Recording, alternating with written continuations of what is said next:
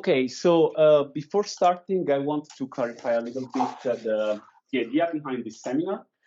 This is an idea that I took from a post that I saw on Twitter a couple of months ago. I don't remember who was the author, honestly, but I remember that the content was about an event that these guys organized in the context of a summer school. And the event was called the Rejection Festival. So the idea was that the speakers of the summer school, who usually are senior researchers, were basically giving a presentation about their experience with rejections. And this had two goals. First of all, to show to PhD students that rejections are normal for everyone. And second, to give some suggestions about how to deal with rejections, how you can handle those. And then I decided to attach a second part about negative results. So the first part, and this is also the first part of the title on reviewers' regrets, that is about rejections, is inspired by this nice template that we usually get, where there is this sentence: "We regret to inform you that blah, blah, blah," and you already know what happened. And the second part, instead, I was saying, is about negative results, which means when you, let's say, invest months or maybe even years in a project, right? You run a study, or you develop an approach, like, for example, a machine learning classifier, and then you experiment it and you realize it's not working, or at least you are not getting the results you were expecting. If you're not familiar with this means that basically your classifier is equivalent to a random classifier, so it's useless, okay? So what to do, what can we do in these cases? So let me start with the first part about rejections. I organized this into 3 stories that are based on my personal experience. And the first one is titled "Less is More." This is based on this paper that my PhD student Matteo wrote a couple of years ago. This was submitted to ICSI 2022. If you're not familiar with the software engineering landscape, this is like the top publication venue. And this also means that we submitted this work in August 2021, okay? I'm saying this because I want to give you a little bit of timeline. So as you can see, the work was about code recommender systems. What is a code recommender system? For example, GitHub, so any tool that can recommend you a piece of code. And I needed to briefly explain what was in this paper in order to make sure that you understand the story. So it contained basically 2 studies, okay? The first one that we named the relevant characteristics of code recommenders, that was described between page 2 and 5. This detail is relevant, you will understand why. And basically what we did there was to survey 60 professional developers that we hired through online platforms. And we asked them what are the requirements that they have for code recommenders, what they would like to have. And the second study instead that was named Perceived Usefulness of State-of-the-Art Code Recommenders. What we did was to run a study, again with 60 professional developers, other people. And the idea here was to show them some implementation tasks, so some pieces of code that were implementing a requirement. These pieces of code had a missing part, so a hole, let's say. And then we had the 4 recommendations generated for that missing part by 4 recommender systems. And we asked the participants to basically evaluate the usefulness, the perceived usefulness of these recommendations. Okay? So the output of the first study was basically a taxonomy of the requirements that are important for practitioners when it comes to code recommenders. And the second study was an evaluation across different dimensions of the quality and usefulness of the 4 tools that we tested. So I have to say that I was very proud of this work because, I mean, we put a lot of effort into it. We had to involve 120 professional developers. We spent 14 months working on it. Also because, you know, all the manual analysis of the open answers that we got required a lot of time. There is open coding, conflicts resolutions, and so on. Anyway, we got the nice rejection email from ICSI, and I want to show you some of the comments that we got, okay? And then I have a question for you. So the first comment was about the significance of study 2, meaning that basically one of the reviewers complained that the findings do not generalize to other code recommenders. Remember, we had 4 code recommenders that we tested. The second was a complaint about let's say, the novelty of study 2. There are other studies doing something similar in the literature. The third one was saying that there was a problem, let's say, in the soundness of study 2, meaning that we were assessing the perceived usefulness of these code recommenders, not the actual usefulness. Why? Because the participants were not using those tools, were seeing the recommendations, but were not actually developing code. And this fourth comment was about, let's say, the linking between study 1 and study 2. So the fact that the paper started with a survey, and then we had the details about how we re-implemented the full state-of-the-art recommenders, but we didn't really have enough space to describe all the technical details. Why? Because this submission was limited to 10 pages plus 2 for reference, okay? Now, can you notice any pattern in these comments? I mean, these were really the main points highlighted by the reviewers. Study 2. Right. So there is this pattern, right? Study 2, study 2, study 2, study 2. Now, when I got these reviews, I read them, but I was still, let's say, kind of blind in seeing this issue, okay? Because, of course, there were many other comments, but they were minor. And the one on which I focused was this one, the one saying that there was basically not enough space to identify all the details behind our works, okay? That probably it was not a good idea to submit this work to a conference because we had space limitations. So I didn't really realize that the reviewers were complaining about study 2, okay? Because for me, it was clear that this paper had a lot of value with these two studies put together. So what we did was basically to extend the description where needed, and we submitted to TSC, that is one of the top journals in software engineering, and usual reviewing process, so 2-3 months, and then we got this email that was basically another rejection. Okay, it was in the form of a revise and resubmit as new, which means that the editor and the reviewers believe that there is value in the work, but to make the paper acceptable, you need an amount of work that is higher than that usually expected for a major revision. So you get a revise and resubmit as new, which means you can resubmit the paper if you want, but it will be treated as a new submission. So again, new reviewers possibly, new editor possibly, and so on. Now, what were the comments in this case? So first of all, the techniques that we compared were two different among them. Again, this refers to study 2. The analysis of the second study was lacking in a few ways. The maturity of the tools tested in the second study was too different from industry proven to very experimental. Disconnect between study 1 and study 2. So let's say this was after 3 additional reviews. This was the moment in which I realized that maybe I was kind of wrong, right? That maybe these two works didn't really fit together in a single paper, and that we had one very strong part and one weak part, where the weak part was obvious. And I remembered about something that my PhD advisor used to tell me a lot of times, Andrea De Lucia. So I always had this trend to try to fit into a paper as much as I can, just because I have the feeling that this improves like the value of the paper, the contributions of the paper, and so on. But several times I was approaching him and saying, we could also add this study in the paper. And most of the times his answer was, this is a different paper. And his point was, if you're adding another study, in some cases you're adding value, but for sure you are also adding new targets for reviewers. I mean, reviewers now can complain about study 2 and can also complain about study 1 and can also complain about study 2. And I think this was a perfect example of this scenario, right? So what we did was basically to get rid of study 2, expand the description of study 1, submit it to ICSI 2023, so the year after, and the paper got easily accepted with 2 strong accepts and 1 weak accepts. And we really didn't change anything, if not removing study 2. So let's say the lesson learned from this first story is not really that less is more, because this is like a very specific case, right?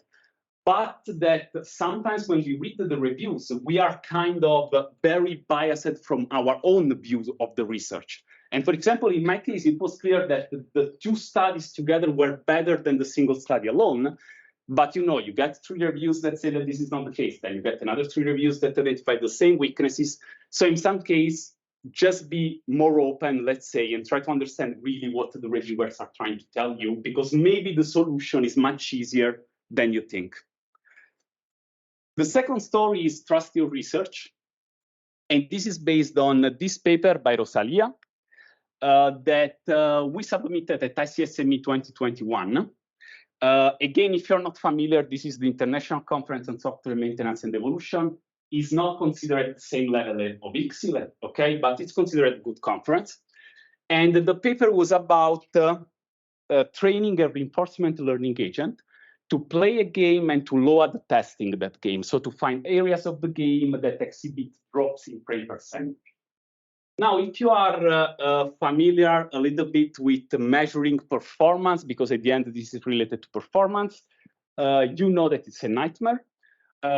We worked around 1 year on this paper because we had to run a ton of experiments, replicating the experiments several times until we got enough replica, let's say, for being enough sure that the approach was working. And yeah, this took really a lot of time. Rosalia ran, I don't know how many experiments on the server, and we had to make sure that there were no other processes running. So it was really, really tough.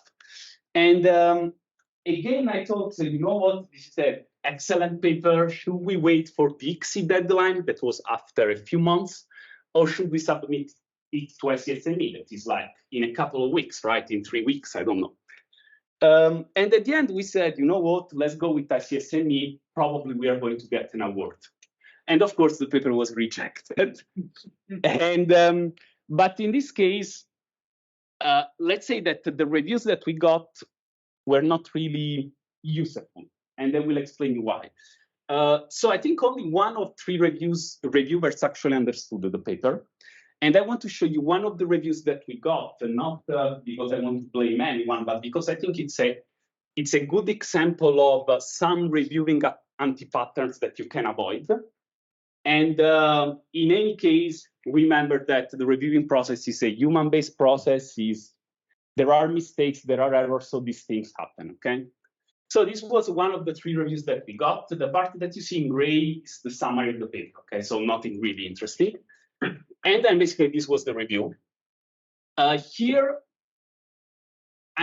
first of all, the sentence is a little bit broken, but besides that, basically it's the reviewer kind of admitting that they didn't understand, because it seems that this paper is to implement a case study of the proposed reline, that was the approach, and present experimental results, yes.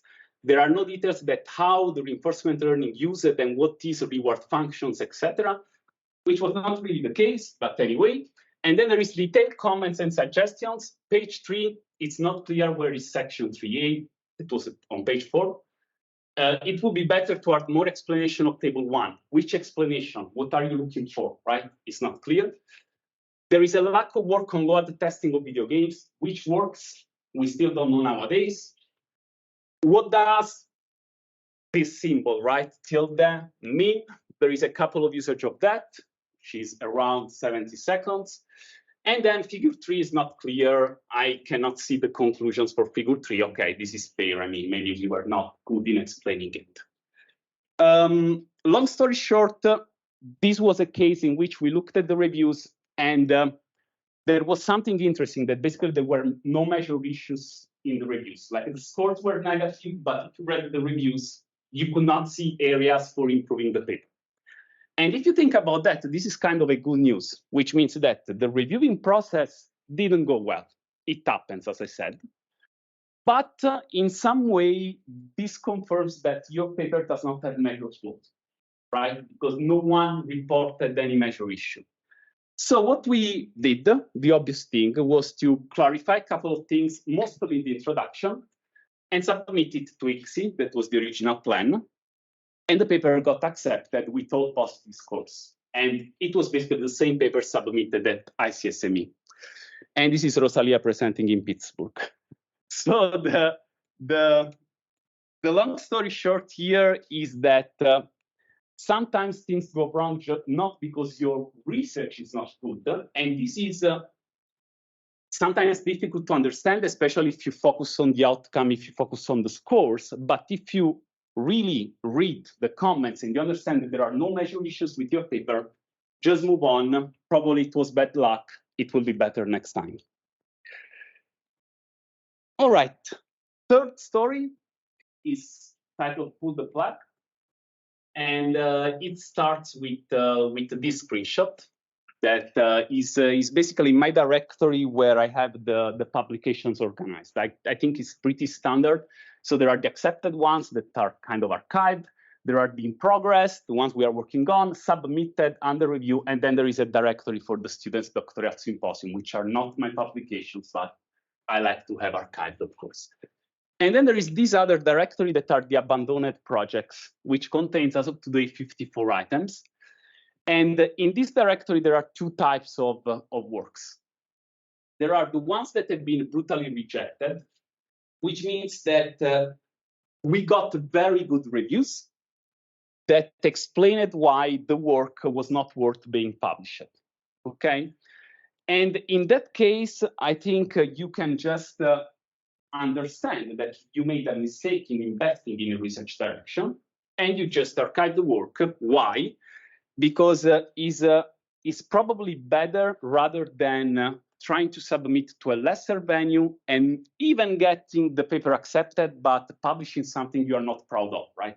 So if from the reviewers' comments you understand that there is really little value in the paper, just forget about it. The second is the second types of projects that fall in that directory are those in which we basically hit a wall, which means that we started working on something and we soon realized that there was little value in that project. So before even starting the review process.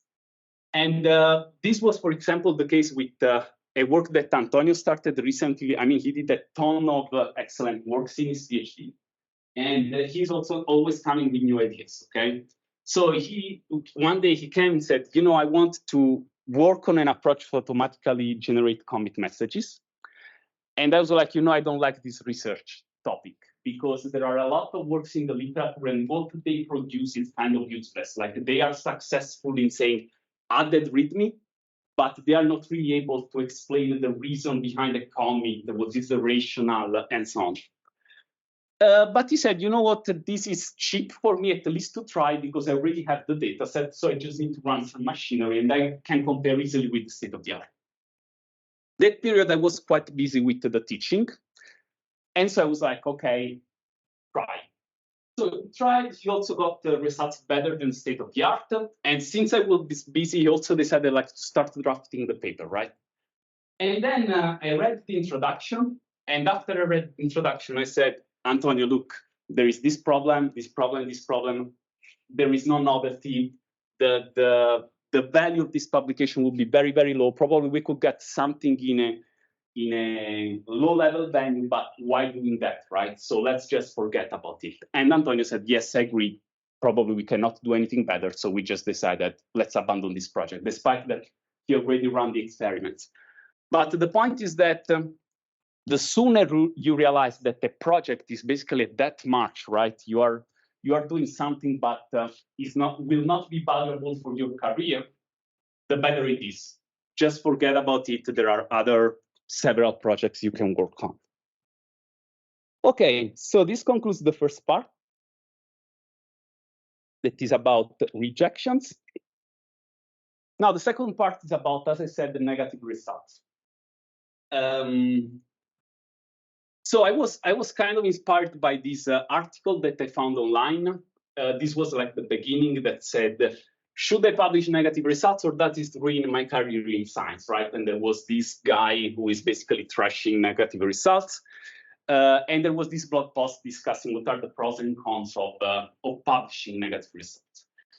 In this case, the story that I want to tell you is mainly based on the work done by Bin that I think most of you know.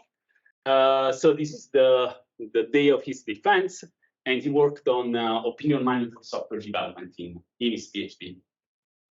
And one of his main projects was the building of a library recommender system based on opinions mined from Stack Overflow. So the idea was you are a developer, you need to find a library to parse JSON files, just saying, and you have this engine that can tell you these are the possible libraries, and these are the opinions of other developers about different aspects, like the usability, the security, the performance, and so on. And you were like getting positive and negative scores for these aspects. So you could decide what to use based on what you needed.